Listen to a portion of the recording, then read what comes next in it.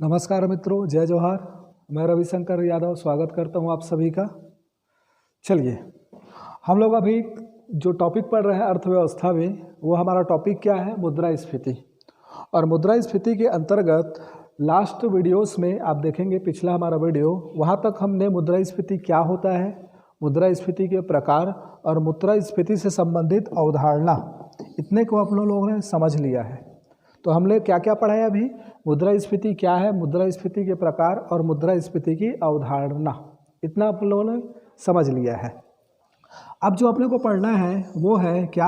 मापन, मुद्रास्फीति का मापन। तो मुद्रास्फीति का मापन कैसे करते हैं उसको अपन लोग समझते हैं। अब चलिए, मुद्रास्फीति के मापन की अगर बात की जाए तो याद रखिएगा, इसका जो मापन होता है इसके लिए दो सूचकांक जारी किया जाता है। दो इंडेक्स होते हैं, दो सूचकांक होते हैं मुद्रास्फीति के मापन के लिए। तो इसके मापन के लिए दो सूचकांक जारी किया जाता है। एक को बोला जाता है क्या? WPI,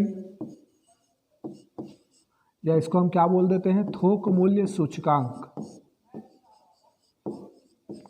थोक मूल्य सूचकांक।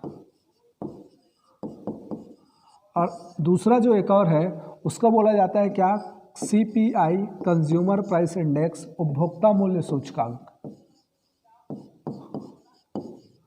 उपभोक्ता मूल्य सूचकांक।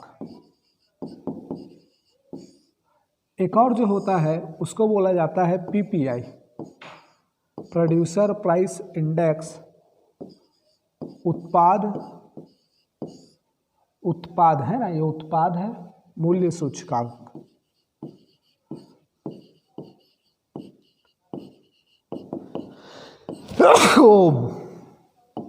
तो यहां पर मैं क्या बताया? तीन सूचकांक इसके मापन के लिए, आपको तीनों का नाम याद रखना है। एक है आपका क्या? होलसेल प्राइस इंडेक्स, होलसेल है ना, होलसेल प्राइस इंडेक्स। दूसरा आपका consumer price index, and third one आपका क्या है? प्रोड्यूसर। तो तीन इंडेक्स है, wholesale price index, consumer price index, producer price index. WPI, CPI, PPI, थोक मूल्य सूचकांक, उपभोक्ता मूल्य सूचकांक, और क्या? उत्पाद मूल्य सूचकांक। अब आप याद रखिएगा कि ये जो PPI है इसका प्रयोग भारत में नहीं होता। इस PPI इंडेक्स का प्रयोग भारत में नहीं होता। वैश्विक स्तर पे देखा जाए तो ये भी एक सूचकांक है, PPI, प्रोड्यूसर प्राइस इंडेक्स। लेकिन भारत के स्तर में देखा जाए, हमारे देश की बात की जाए तो हमारे देश में इसका इस्तेमाल नहीं होता। ठीक है, तो याद रखिएगा हमारे देश में जिसका इस्तेमाल होता है वो क्या है? WPI और CPI। भविष्य में PPI का जब भी इस्तेमाल किया जाएगा, याद रखिएगा, इन फ्यूचर जब भी PPI का इस्तेमाल किया जाएगा, ये WPI को क्या कर देगा? रिमूव कर देगा, WPI का स्थान लेगा, लेकिन वर्तमान में नहीं किया जा रहा है। ठीक, इतना आपको याद रखना है। अब हम बात करते हैं दोनों की, WPI क्या होता है और CPI क्या होता है, कैसे जारी किया जाता है, इन सब की बात करते हैं। चलिए, तो सबसे पहले मैं बात करता हूँ किसकी? WPI, wholesale price index. Wholesale price index की अगर मैं बात करूं तो देखो, ये जो होलसेल प्राइस इंडेक्स है इसकी अगर बात किया जाए तो याद रखिएगा ये क्या करता है? थोक स्तर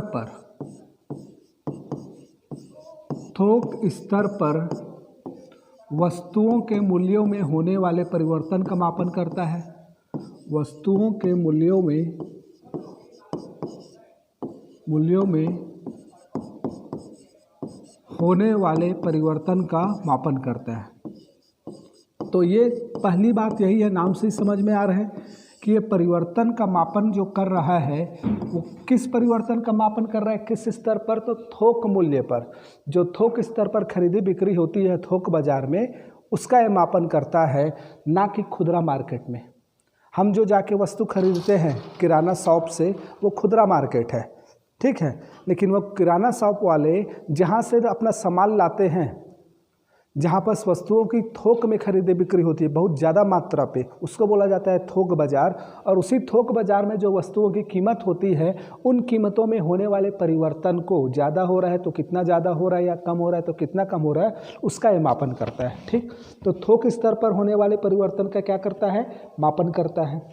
दूसरी बात आपको इसमें याद रखना है क्या, कि ये जो इंडेक्स है 2013 तक क्या किया जाता था, 2013 तक आरबीआई जो अपना रिजर्व बैंक ऑफ इंडिया है, आरबीआई नीति निर्धारण करने के लिए, नीति निर्धारण में इसका प्रयोग करती थी, नीति निर्धारण में इसका प्रयोग करती थी। इसी के आधार पे क्या किया जाता था, आरबीआई के द्वारा नीति का निर्धारण किया जाता था। तो ये कब तक होता था, इसका प्रयोग करती थी, तो 2013 तक। मीन्स 2013 के बाद इसका उपयोग बंद कर दी और 2014 से WPI की जगह CPI का इस्तेमाल करती है। तो याद रखिएगा 2013 तक आरबीआई क्या करती थी, इसका प्रयोग करती थी नीति निर्धारण में। ठीक, अब इस इंडेक्स को जारी कौन करता है, तो इस इंडेक्स को जारी किया जाता है वाणिज्य एवं उद्योग मंत्रालय, वाणिज्य एवं उद्योग मंत्रालय के आर्थिक सलाहकार कार्यालय के द्वारा। तो याद रखिएगा, इम्पोर्टेंट है, आर्थिक सलाहकार कार्यालय के द्वारा इसको कार्यालय द्वारा प्रत्येक माह जारी किया जाता है, प्रत्येक माह जारी किया जाता है। तो मैं क्या बताया, वाणिज्य एवं उद्योग मंत्रालय के आर्थिक सलाहकार कार्यालय के द्वारा प्रत्येक माह इसको जारी किया जाता है। किसको, WPI इंडेक्स को, होलसेल प्राइस इंडेक्स को, याद रखिएगा। ठीक है, अब इसमें क्या किया जाता है, इसका मापन करने के लिए, वस्तुओं का मापन करने के लिए इस इंडेक्स में, सूचकांक में वस्तुओं का मापन करने के लिए, वस्तुओं का मापन करने के लिए, मापन करने के लिए लेस्पेयर विधि अपनाया जाता है, लेस्पेयर विधि, लेस्पेयर विधि अपनाया जाता है। तो याद रखिएगा, कौन सी विधि अपनाया जाता है, लेस्पेयर विधि अपनाई जाती है। अब ये विधि क्या है, तो इसके अंतर्गत, इस विधि के अंतर्गत क्या किया जाता है, एक बास्केट में, एक बास्केट में कुछ वस्तुओं को रख दिया जाता है, कुछ वस्तुओं को रख दिया जाता है, रख दिया जाता है और इन्हीं के मूल्यों में होने वाले परिवर्तन का मापन किया जाता है, इन्हीं के मूल्यों में होने वाले परिवर्तन का मापन। मतलब ये कि भाई हम लोग तो बहुत सारी वस्तुओं का इस्तेमाल करते हैं ना, तो किसका किसका मापन करें, तो वो डिसाइड करता है कौन, ये बास्केट, ये लेस्पेयर विधि। तो लेस्पेयर विधि में मैं क्या बोल रहा हूँ, एक बास्केट लिया जाता है, उस बास्केट में कुछ वस्तुओं को रख दिया जाता है और उन्हीं वस्तुओं के मूल्यों में होने वाले परिवर्तन का क्या किया जाता है, मापन किया जाता है। ठीक, तो इन्हीं वस्तुओं के मूल्य में जो परिवर्तन होता है उसी का मापन करते हैं।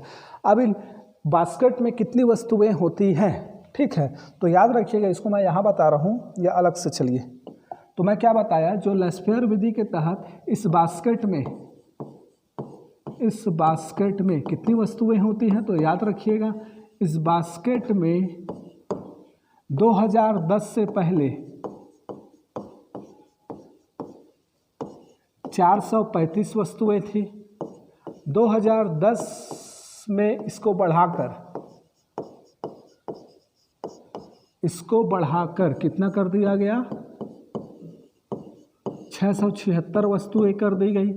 और 2015 में सौमित्र सेन एक समिति बनी थी, सौमित्र सेन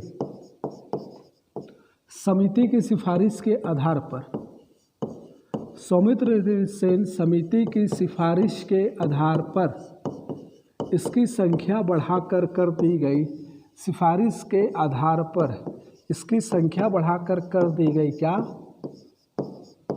1132। तो आपको याद रखना है, मीन्स वर्तमान में 1132 वस्तुएं उस बास्केट में होती है और इन्हीं के मूल्यों में होने वाले परिवर्तन का क्या किया जाता है? मापन किया जाता है।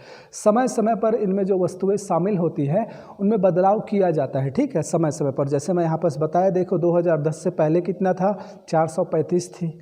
2010 में इसको बढ़ाकर कितना कर दिया गया? 676 कर दिया गया। और 2015 में इसको बढ़ाकर कितना कर दिया गया है? 1132। और इन्हीं वस्तुओं के मूल्यों में होने वाले परिवर्तन का क्या करता है? मापन किया जाता है। तो मापन कैसे किया जाता है?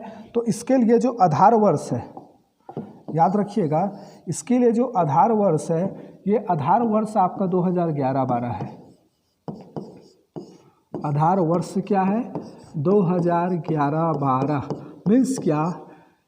अभी जो वस्तुओं का मान लो इस साल जो WPI इस मंथ जारी होगा, होलसेल प्राइस इंडेक्स, तो ये जो 1132 है, 1132 वस्तुएं हैं, इसके मूल्य की तुलना किससे किससे की जाएगी? तो इसकी मूल्य की तुलना दो चीज़ों से होगी। जैसे आज का डेट हमारा क्या है? फरवरी चल रहा है, फरवरी 2022 है ना। तो इसकी तुलना किससे की जाएगी? इसकी तुलना होगी दो चीज़ों से, दो समय से। तो एक तुलना जो होगा आपका वो होगा फरवरी 2021 में इन वस्तुओं की कीमतें क्या थी? इन्हीं 1132 वस्तु की कीमतें फरवरी 2021 में कितनी थी आज की तुलना में, ठीक है।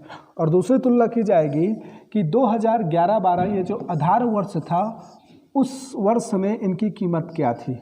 तो एक तुलना की जाएगी किससे? आधार वर्ष से किया जाता है। और एक तुलना किया जाता है जस्ट पिछले वर्ष के उसी माह से। तो इन 1132 वस्तुओं में होने वाले परिवर्तन का मापन जो करते हैं, तो इसके मापन के लिए इसके मूल्यों की तुलना पिछले वर्ष के उसी माह से के साथ साथ, पिछले वर्ष के उसी माह के साथ साथ आधार वर्ष के मूल्य से इसकी तुलना की जाती है। और इस आधार पर क्या करते हैं? इसको निकालते हैं। बात क्लियर हो रहा है? समझ में आ रहा है क्या बोल रहा हूँ मैं? तो मेरा कहने का मतलब है कि ये जो लास्फेयर विधि है, उसके तहत बास्केट में क्या रख दिया जाता है? कुछ वस्तुएं रख दी जाती है और उन्हीं वस्तुओं के मूल्यों में होने वाले परिवर्तन को क्या किया जाता है? मापा जाता है, ठीक। तो वस्तुएं कितनी रखी जाती है? तो वस्तुएं रखी जाती है क्या? वर्तमान में कितनी है? 1132। जो पहले कितना था? 435 था, उसको बढ़ाकर 2010 में 676 किया गया। अगेन 2015 में सौमित्र सेन समिति की सिफारिश के आधार पर बढ़ाकर 1132 कर दिया गया। और इसके लिए आधार वर्ष कितना है? 2011-12। याद रखिएगा ना, WPI का आधार वर्ष 2011-12 है। और इसका मापन कैसे किया जा रहा है? तो इन 1132 के मूल्यों की तुलना की जाती है। तुलना किससे? एक तो पिछले वर्ष के उसी माह के मूल्य से, और दूसरा किससे की जाता है? आधार वर्ष में उसका मूल्य क्या था, और उसी के आधार पर फिर कितना मुद्रास्फीति है, कितने कीमतों में वृद्धि हुई, कितना परसेंट, तो निकाल दिया जाता है WPI में। एक पिछले वर्ष के मूल्य की तुलना में निकलता है इतना मुद्रास्फीति है करके थोक वस्तुओं का, और दूसरा निकलता है क्या? आधार वर्ष की तुलना में। तो ये आपका क्या हो गया? WPI। अब मैं आपको फर्स्ट पॉइंट में बताया कि भाई, इसको मैं मिटा रहा हूँ फिलहाल, ये वाला पोर्शन मैं आप लोगों को फर्स्ट पॉइंट में बताया। ये आधार वर्ष है ना, मिट गया। आधार वर्ष कितना है? 2011-12, ठीक। अब यहाँ पर मैं बताया कि थोक स्तर पर वस्तुओं का मूल्य का मूल्यांकन करता है, ठीक है। एक चीज़ और यहाँ पर एक पॉइंट और लिखेंगे, वो क्या कि इसमें जो शामिल वस्तुएं होती है, इसमें ये 1132 वस्तुएं जो हैं, 1132, तो इसमें शामिल वस्तुएं, इसमें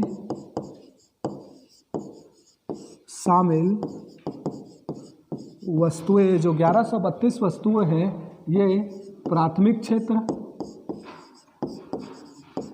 क्षेत्र की होती है। साथ में क्या? विनिर्माण क्षेत्र,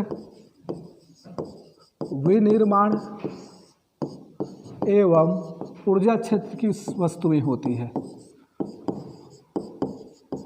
ऊर्जा क्षेत्र की होती हैं। तो याद रखिएगा इस पॉइंट को। क्या क्या बताया मैं, इसमें जो शामिल वस्तुएं हैं ये कौन कौन से क्षेत्र की होती है? तो एक होता है आपका क्या, प्राथमिक क्षेत्र का, दूसरा विनिर्माण क्षेत्र का और ऊर्जा क्षेत्र का, और सबसे जो ज़्यादा वेटेज होता है, सबसे ज़्यादा वेटेज, सबसे ज़्यादा जो भार है वो विनिर्माण क्षेत्र की वस्तुओं का होता है। इसको भी याद रखना है। सबसे ज़्यादा जो भार है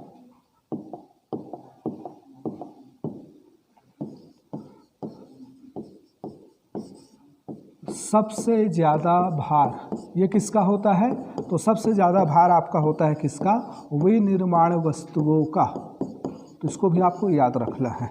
ठीक, तो ये आपका कंप्लीट हुआ क्या, WPI। क्या क्या बताया? थोक स्तर पे वस्तुओं के मूल्यों का मूल्यांकन करता है। 2013 तक इसको क्या किया जाता था? RBI के द्वारा नीति निर्धारण के लिए इसी के आधार पे किया जाता था। मौद्रिक एवं शाख नीति इत्यादि के निर्धारण इसी के आधार पे होता था। ठीक है, लेकिन 2013 के बाद से नहीं होता। ठीक, 2013 के बाद से किसके आधार पे होता है? तो CPI के आधार पर 2014 से क्या किया जा रहा है? RBI CPI का प्रयोग करती है। बताऊंगा CPI के बारे में अभी पढ़ेंगे। उसके बाद क्या बता रहा हूँ, जारी कौन करता है? वाणिज्य एवं उद्योग मंत्रालय के आर्थिक सलाहकार कार्यालय के द्वारा प्रत्येक माह जारी किया जाता है। फिर क्या बता रहा हूँ, वस्तुओं का मापन करने के लिए क्या किया जाता है? लसपेयर विधि अपनाया जाता है, जिसके अंतर्गत एक बास्केट में कुछ वस्तुएं रख दी जाती हैं और इन्हीं वस्तुओं के मूल्यों में होने वाले परिवर्तन का क्या किया जाता है? मापन किया जाता है। इस बास्केट में कितनी वस्तुएं होती है? तो वर्तमान में 1132 है, जो प्राथमिक क्षेत्र का, विनिर्माण क्षेत्र का और ऊर्जा क्षेत्र के लिए होता है। ठीक, और इन्हीं के मूल्यों में होने वाले परिवर्तन को क्या किया जाता है? वर्तमान वर्ष के मूल्य को, वर्तमान माह में जो उसका मूल्य है उसकी तुलना पिछले वर्ष के उसी माह के मूल्य से और आधार वर्ष के मूल्य से की जाती है। सबसे ज़्यादा वेटेज किसका है? तो वेटेज इसका किसका है सबसे ज़्यादा? इसमें विनिर्माण क्षेत्र का। अब ऐसा क्या कारण था कि 2013 तक RBI इसका प्रयोग करती थी, लेकिन 2013 के बाद से इसका प्रयोग ना करने लगी, इसको बंद कर दे, इसका इस्तेमाल मतलब RBI नहीं करते नीति निर्धारण में। किसका प्रयोग कर रही है? CPI का। तो ऐसा क्या था? तो इस सब CPI WPI की कमी क्या क्या है? तो कुछ नेगेटिव पॉइंट है, आपको याद रखना पड़ेगा। WPI की कमी, तो देखो कमियां है ना, तो इसकी क्या कमियां हैं जो RBI अब इसका इस्तेमाल मुख्य रूप से नीति निर्धारण में नहीं करती? तो पहला काम यह क्या करता है? मूल्य का मापन। मूल्य का मापन किस पे कर रहा है भाई? ये मापन कर रहा है किस पे? थोक स्तर पे, थोक स्तर पर करता है। मूल्य का मापन थोक स्तर पर करता है, जबकि उपभोक्ता पर प्रभाव, उपभोक्ता का प्रभाव जो है, उपभोक्ता पर प्रभाव किस स्तर पे पड़ता है? खुदरा स्तर पर। तो उपभोक्ता पर प्रभाव खुदरा स्तर पर पड़ता है, खुदरा स्तर पर पड़ता है। ठीक है, याद रखिएगा इस वर्ड को, का पड़ता है भाई। ये तो मापन थोक स्तर पे कर रहा है ना, और हम लोग जो सामान खरीदते हैं, आम जनता जो सामान खरीदती है वो तो खुदरा स्तर पर खरीदती है ना। तो ठीक है, ये इसमें एक कमी है। दूसरा क्या कमी है? तो इसमें सबसे इम्पोर्टेंट चीज़, सेवा क्षेत्र को शामिल नहीं किया गया है। देखो, सेवा क्षेत्र शामिल नहीं है, तो इसको भी आपको याद रखना है। अभी मैं आपको बताया ना, यहाँ पर देखो वस्तुएं कौन कौन सी है? प्राथमिक क्षेत्र की है, विनिर्माण क्षेत्र की है और ऊर्जा क्षेत्र की है। सर्विस सेक्टर इसमें शामिल नहीं है, ये भी एक कमी है इसकी। और तीसरा चीज़ इसमें बोला गया कि इसमें विनिर्माण क्षेत्र का भार ज़्यादा है, विनिर्माण क्षेत्र की वस्तुओं का भार ज़्यादा है, वस्तुओं का भार ज़्यादा है। ठीक है, तो ये कुछ कमियां हैं जिसके वजह से RBI ने क्या किया, 2013 के बाद 2014 से नीति निर्धारण के लिए CPI का प्रयोग करने लगी। तो याद रखिएगा, इतना आपको थोड़ा सा माइंड में रखना है WPI इंडेक्स को लेकर। ठीक है, थोक मूल्य सूचकांक को लेकर। अब आता है हमारा क्या? CPI। तो इसका क्या होता है? Consumer price index. देखो, कंज्यूमर प्राइस इंडेक्स पहले जो जारी किया जाता था CPI, वो 4 प्रकार का होता था। CPI IW industrial worker, CPI RL rural labour, CPI UL urban labour, UL का मतलब अर्बन लेबर शहरी क्षेत्र के मजदूर, और RL का मतलब ग्रामीण क्षेत्र के मजदूर, CPI IW मतलब इंडस्ट्रियल वर्कर औद्योगिक क्षेत्र के मजदूर, और एक निकाला जाता था CPI non manual labour NML, ठीक पहले। लेकिन वर्तमान में अगर बात किया जाए तो वर्तमान में अब ये जारी नहीं होता। तो वर्तमान में क्या क्या जारी होता है, तो वर्तमान में जो जारी होता है CPI के अंतर्गत वो होता है CPI इंडस्ट्रियल वर्कर, ठीक। तो ये जारी होता है वर्तमान में CPI IW इंडस्ट्रियल वर्कर। लेकिन दूसरी तरफ CPI RL UL और NML जारी नहीं किया जाता। अब जारी होता है क्या, CPI रूरल, CPI अर्बन और CPI इंडिया। तो याद रखिएगा, पहले ये जारी होता था, तो इसको आप याद रखना है तो रखो, वरना मत रखना। वर्तमान में जो जारी होता है वो क्या क्या जारी होता है, CPI industrial worker, CPI R, CPI U और CPI I, 4 इंडेक्स जारी होते हैं CPI के। Consumer price index industrial worker औद्योगिक मजदूर, CPI ग्रामीण क्षेत्र का रूरल एरिया, ठीक है, CPI अर्बन एरिया ग्रामीण शहरी क्षेत्र का, और CPI इंडिया, दोनों को निकाल लिया जाता है, रूरल का और अर्बन का, उसके बाद दोनों को मिक्सअप करके CPI इंडिया पब्लिश किया जाता है, ठीक। अब थोड़ा सा इनकी बात करेंगे। सबसे पहले इसकी बात करते हैं हम लोग CPI W की। तो याद रखिएगा CPI W, इसमें क्या क्या देखना है। ये जो CPI W है इसको जारी कौन करता है, तो याद रखिएगा इसको जारी जो करता है वो श्रम मंत्रालय का श्रम ब्यूरो, श्रम मंत्रालय जो होता है, इस श्रम मंत्रालय का श्रम ब्यूरो इसको जारी करता है। तो जारी कौन करता है, श्रम मंत्रालय का श्रम ब्यूरो, श्रम ब्यूरो इसको कौन करता है, जारी करता है, याद रखिएगा। सेकंड चीज याद रखिएगा, इसके लिए आधार वर्ष, तो इसका जो आधार वर्ष है इसको याद रखिएगा, ये थोड़ा सा डिफरेंट है, डिफरेंट इन द सेंस ये 2013-14 है। इसका आधार वर्ष क्या है, 2013-14। इसके मापन के लिए 78 औद्योगिक केंद्रों से, मापन के लिए 78 औद्योगिक केंद्रों से क्या किया जाता है, आंकड़े इकट्ठे किए जाते हैं, आंकड़े इकट्ठा किया जाता है।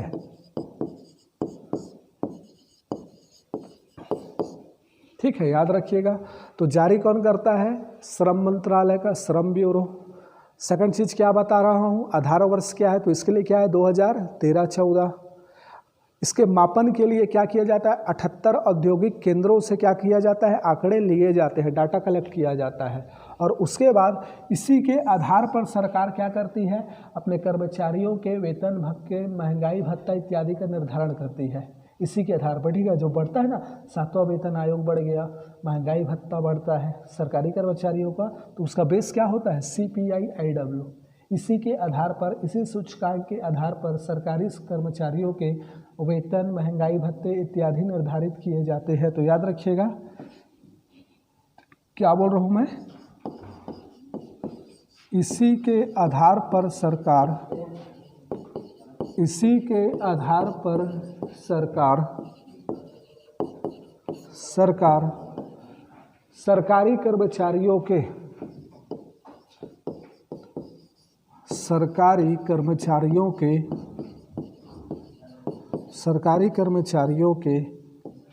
वेतन भत्ते, वेतन महंगाई भत्ते इत्यादि निर्धारित करती है,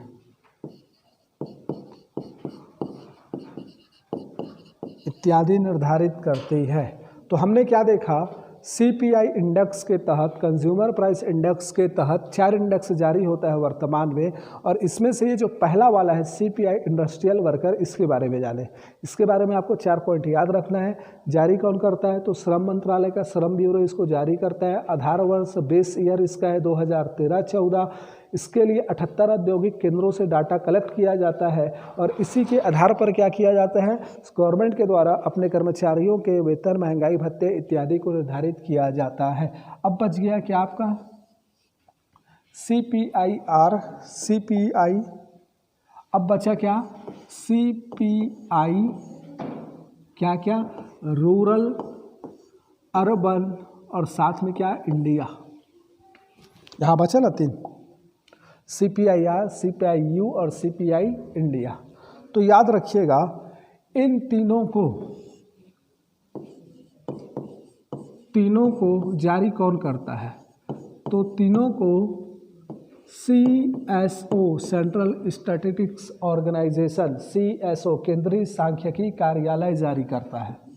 तो याद रखिएगा प्रत्येक माह ये भी जारी होता है, CSO द्वारा जारी किया जाता है प्रत्येक माह।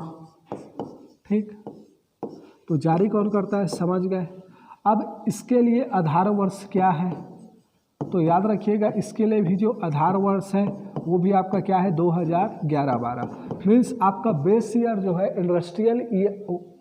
इंडस्ट्रियल वर्कर का जो है CPIIW जो है उसका बेस ईयर अलग है, उसका क्या है? 2013-14। और इसको जारी कौन कर रहा है? CSO जारी कर रहा है। उसको जारी कौन कर रहा है? श्रम ब्यूरो। और WPI को जारी कौन करता है? वाणिज्य एवं उद्योग मंत्रालय। बात क्लियर हो रहा है ना? चलिए ठीक। अब क्या होता है इसमें, क्या किया जाता है? CPI की गणना के लिए, CPI रूरल के लिए, CPI रूरल के लिए 1183 ग्रामीण एरिया से, ग्रामीण क्षेत्रों से डाटा कलेक्ट किया जाता है, क्षेत्रों से आंकड़ा लिया जाता है और इसमें जो शामिल वस्तुएं हैं आंकड़ा लिया जाता है। ठीक है, पूरा लिख देता हूँ, लिया जाता है और इसमें ठीक है 460 वस्तुएं शामिल होती है। कितने वस्तु? 460 वस्तु शामिल होती है। इसी प्रकार CPI अर्बन के लिए 310 शहरी क्षेत्रों से डाटा कलेक्ट किया जाता है। शहरी क्षेत्रों से आंकड़े लिए जाते हैं, आंकड़े लिए जाते हैं और इसमें 448 वस्तुएं शामिल होती हैं। कितनी वस्तुएं? 448 वस्तुएं इसमें शामिल होती हैं। तो बात क्लियर हो रहा है जी? यहाँ पर मैं क्या बोला? तीनों को कौन जारी करता है? CSO। और तीनों के लिए आधार वर्ष क्या है आपका? 2011-12। तो जब देखो CPIR निकाला जाता है, CPIU भी निकाला जाता है और शहरी और ग्रामीण क्षेत्रों का जब निकल जाता है तो दोनों को मिक्सअप करके फिर किसका जारी किया जाता है? भारत का जारी किया जाता है। ठीक है, औसत निकाल के। तो पहले CPIR के लिए क्या किया जाता है? 1183 ग्रामीण क्षेत्रों से डाटा कलेक्ट किया जाता है और इसमें वस्तुएं कितनी रखी जाती है? 460 वस्तुएं। इसी प्रकार शहरी क्षेत्रों के लिए जब निकाला जाता है तो 310 शहरी क्षेत्रों से डाटा कलेक्ट किया जाता है और वस्तुएं कितने शामिल होती है? 448 वस्तुएं शामिल होती है। अब ये जो वस्तु हैं इन वस्तुओं को 5 श्रेणी में विभाजित किया जाता है। इन वस्तुओं को, दोनों जो वस्तु हैं इन वस्तुओं को 5 वर्गों में विभाजित किया जाता है या 5 श्रेणी की वस्तुएं होती है। 5 इन वस्तुओं, ठीक है, वस्तुओं को 5 वर्गों में क्या किया जाता है? विभाजित किया जाता है। तो 5 वर्ग कौन कौन से हैं? आपका जो पहला वर्ग है A, ये होता है आपका क्या? खाद्यान्न एवं पेय पदार्थ, खाद्यान्न एवं पेय पदार्थ। दूसरा जो होता है वो होता है आपका क्या? पान सुपारी एवं मादक पदार्थ, पान सुपारी और मादक पदार्थ। थर्ड वन जो होता है वो होता है आपका कपड़े, वस्त्र, चप्पल, कपड़े, वस्त्र, चप्पल एक ही बात है, कपड़े और वस्त्र। यहाँ पास आप लिखो वस्त्र, जूता, चप्पल, वस्त्र, जूता और चप्पल। उसके बाद एक और जो कैटेगरी है वो है आपका ऊर्जा और लुब्रिकेंट, ऊर्जा और लुब्रिकेंट। पांचवा जो वर्ग है आपका, इसमें होता है आपका क्या, सेवा क्षेत्र। देखो WPI में सेवा क्षेत्र नहीं था, सर्विस सेक्टर नहीं था, इसमें क्या किया गया है, सर्विस सेक्टर को शामिल किया गया है। तो सेवा क्षेत्र जैसे बैंकिंग, बीमा, संचार इत्यादि, है ना, बैंकिंग, बीमा, संचार इत्यादि क्षेत्र इसमें क्या होते हैं, शामिल होते हैं। तो इस पूरे को 5 वर्गों की जो वस्तुएं होती है, इन्हीं वस्तुओं को, इनमें से जो 460 है ग्रामीण क्षेत्रों के लिए, इन 460 में 5 वर्ग की वस्तु होती है, और शहरी क्षेत्रों के लिए जो 448 है, इसमें भी ये 5 क्षेत्रों की वस्तुएं शामिल होती है। और इस प्रकार क्या किया जाता है, तो पहले CPIR निकाला जाता है, उसके बाद CPIW निकाला जाता है, और उसके बाद क्या कर दिया जाता है, दोनों को मिक्सअप करके दोनों का औसत निकाल के क्या निकाल दिया जाता है, CPI इंडिया निकाल दिया जाता है। कौन जारी करता है, CSO। तो जारी कौन करता है, इसको थोड़ा सा याद रखिएगा। आप चाहोगे तो एक तुलनात्मक रूप से कुछ चीज़ों का जो मैच खा रहे हैं, तो आप क्या कर सकते हो, जैसे WPI, ठीक है, और उसके बाद क्या, CPI, और CPI में फिर 2 चीज़, एक आपका क्या हो जाएगा, CPI में भी हम 2 कैटेगरी रखेंगे, एक आपका क्या हो जाएगा IW एक कैटेगरी, और दूसरा क्या हो जाएगा RU और I।